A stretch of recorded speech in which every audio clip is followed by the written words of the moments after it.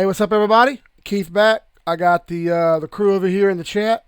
We've been chopping it up on the charts. I want to go over a new indicator to add to the list of instructional videos, so we can get better at charting, and we can help find places to get in and places to get out a little bit better. Okay, I'm going to go over this indicator with you. It works really well. There's a few different ways to set it up, and I'm going to explain it to them as I do it. Okay, so I'm going to go to my indicators now, which is up here. I've already got this saved, but feel free to do it on your own. All right, so on the search box, I'm going to type in pivot points, and up pops multiple different ones, but pivot point standard is the one I'm looking at here. I've already got a star beside it, so it's one of my favorites. I'm going to add it to the chart. All right, as you see, I got these orange lines up here. Yours is going to look a little different because I've changed mine, okay? But we're going to go to you're going to click on the little, you hover over this, you get this gear icon. Click on the gear. You're going to get style and inputs here, okay? I'm going to click on inputs, and right here you have type. You can do all different ones, but I want you to click on Fibonacci and leave it on there. All right, after that, you can set the number of pivots back you want to use. I only like 2 because it tends to jumble my chart up, but you can add more if you'd like. I think it goes all the way up to 15, if I'm not mistaken. So you can have 15. So, but I'll stick with 2 because I don't want to look so far back. Sometimes 3 I'll do, but 2 is good enough for now. Style, you can change the colors if you'd like, the thickness of the lines. I like them to be kind of thin so it doesn't stick out on my chart too much. Up to you. When you're done, save as default right here. And this saves this in your settings so that you don't accidentally get kicked back to auto or something else off of the Fibonacci setting. The Fibonacci setting is important, okay? Click OK. You got your you got your points up here. And right now I got the XRP open because everybody likes XRP. I just wanted to show you how the pivot points work. So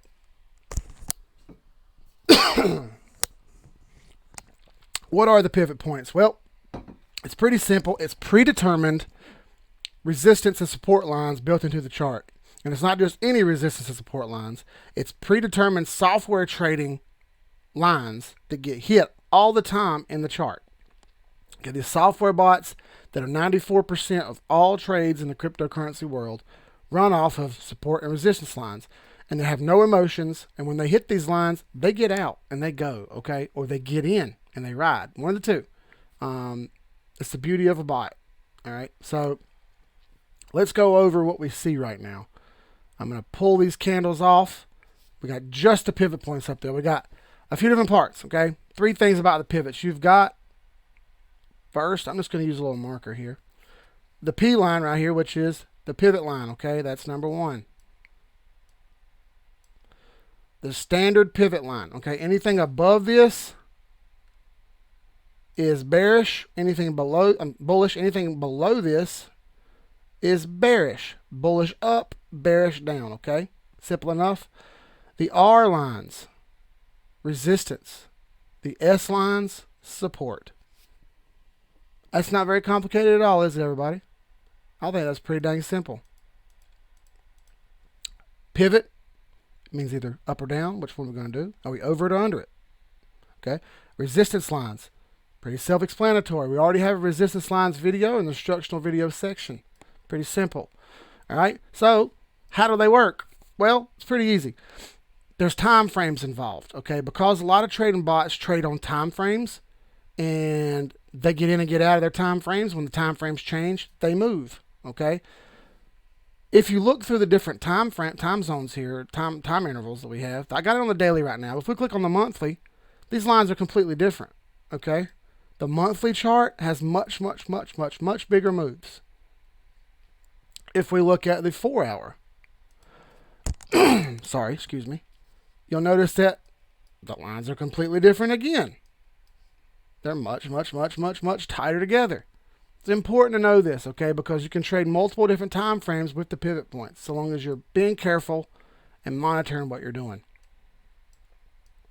How do they work? I like it. This is the best part. There's a couple pieces to this, and I want you to kind of bear with me as I'm talking about it so that you can kind of understand what I'm saying, okay? Under resistance, we don't buy. On top of support is where we buy. Okay, under resistance is where we sell. Okay, so what if a candle set comes up and makes a move, does something like this, and hits the support line and comes up and almost breaks the pivot line, but doesn't, and starts fluttering back down? Okay, and doesn't do what we want it to. Well, this is not breaking the line. When we don't break the line, we are to automatically assume that we are going to go back down. Okay, a standard rule in charting, a standard rule. When you're above resistance but below support, you will test the support first, which is down. Almost every time. You will test the support below first before you go up. It's just the way charts work. It's a emotional sentiment because people don't want to lose their money. They see a chart going sideways and they start hesitating and they don't want to move. If they do move and they see that down and they see that thing testing support, people start moving out, and bots see this too. And bots say, okay, I'm out. I'll just wait. All right. And we're using these lines to determine what that is. So let's put the candles back up there and we can see an example. All right. Now with the candles up there, it kind of makes more sense. Under the pivot or over the pivot? Which one are we? Well, we tried to get over it, but we didn't make it, and it immediately pulled down. And it pulled down really hard. So hard, in fact, that it went right through the support line. That's not good, is it? Now, what happened after that? It tried to get back up over it, didn't it? It didn't make it. Under support, do we buy that? No. We buy on top of support. So this pivot point right here would have told us not to buy yet. Why? Because it didn't close over what we wanted it to close over. Move this here, move this here, circle this one. See this? We made a hard move down. We caught support here. That's good. So we could have bought this and moved up to here, but we didn't break this line. And this line was the really important one, okay, because we cut through it already and didn't get back over. And that's a kind of a hint that the chart was going to keep coming down some, wasn't it? And if we didn't have enough evidence there, if we just keep going over something, this thing immediately comes down again and goes right back to the support line. Interesting, isn't it? I didn't draw all these lines up here. You watched me add them. And when I added them, they went perfectly with the price action. So you could have traded nothing but these pivot points and watched and said, well, we were still over the pivot, we're still under the pivot, we're still over the pivot, whatever. You could have sat here and watched it, okay? Again, it failed to break them. And when it failed to break them enough times, down she went. Okay? It went under the pivot line again. Look. Tested it, and finally got over. Now, another thing about the pivot lines that you might not know about is they move after a certain amount of time. Remember I said there was a trading zone. If you look, it's from September 20th or 1st September 2020 till the 1st of October. So these pivots right here only last a month on a daily chart. After a month, the lines move. If you don't understand what I'm saying, right here's the pivot line. See the P? But over here on the next month, it's way down here. What does that scream to you? If I had one line up here and one line down here, that's screaming down to me. That's not screaming up. So I wouldn't be looking to buy this at all. I'd be waiting. I'd be waiting to see it get back up over the pivot line. And once it's over the pivot line, what does that mean? When it's over the pivot line, bullish. But we're not over this pivot line yet, are we? We're still under it. Okay, so we need to get over this, and we can use this pivot line as kind of a reference point to buy. We're not over it yet, so let's just not buy yet. Simple as that. Does it always work? No. Pivot points aren't exact, but they give you a really good idea. And when you do something like you add in Fibonacci retracement with it, that's when it gets really cool because you start to see your targets. Now we know Fibonacci targets are 1618 a lot of times. Now, I didn't even do this before we did this chart up here. I just popped it up here real quick. But look, if I put a box on 1618, you guys know I do boxes. I don't do lines to hit. I like a box because I can't control all the price action perfectly, but I can get close. Okay. Look. You see what's under there?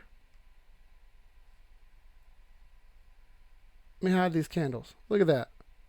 I pulled this Fibonacci set and look exactly where it went. Right to R1, which lines up with 1618. Like perfectly lines up with 1618. What does this tell me? That tells me that that's a pretty good potential target. Okay? A pretty good one. Are we going to go there yet? Pump the brakes. Don't get too excited. That's just a goal. Okay? We haven't met that goal yet.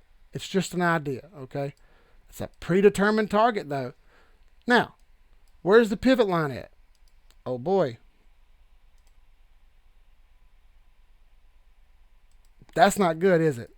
The pivot line is right next to Sniper Alley. Do you play around in Sniper Alley? No, you do not play around in Sniper Alley. You're either above it or out of it. Okay? And look what happened. Yeet, down and out of it. And now it's trying to find its footing down here, okay? It needs to find its footing before it can get back up and take another swing at it. If it can't break this pivot line, remember what I said. If we don't break a line enough times, we move down one. If we can't break support enough, we move up. All right, we're going to sit here and play around with this line for a little bit. If it doesn't break this line, we're going down here to S1. Okay, that's what's going to happen. It's the way pivots work. One more thing about the pivots. Now listen, you can take that retracement, by the way, and play around with it and look around and just find potential targets on the chart. I don't have any other indicators up here. It's just this one, okay? If I add in others, you know, like the moving averages and stuff like that, all of a sudden I get even more confirmation. I had the pivot line, the 886 line, and the 50 moving average all in this box. That's almost a guarantee that box is going to get hit. Okay? That many stopping points, you can pretty much take that shit to the bank. It's going to hit that stopping point. Is there any more? Well, I'm approaching one. This S1 line is getting real close to this 200 MA. Real close. So much so that it kind of makes me think it's a target to come down and hit. If it cannot hold this and get up over, it's coming down. We're going to hit this 200 moving average. And what we know about moving averages are like magnets on the chart. And the strongest one is the red 200 moving average. Simple as that, okay? Now, the last thing I'll tell you about pivots, which is what I was going to tell you a second ago, is some of the other guys who have already been in here and know about the pivot lines understand what I mean when I'm saying this, but you'll see the pivots do what I call floating. What does that mean? You'll see the price inside the pivot lines, but not breaking them. It's kind of floating around. It's kind of floating around. Let's add some more in here just so we can see some more.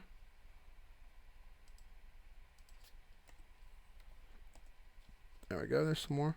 See, I got 5 of them on here now.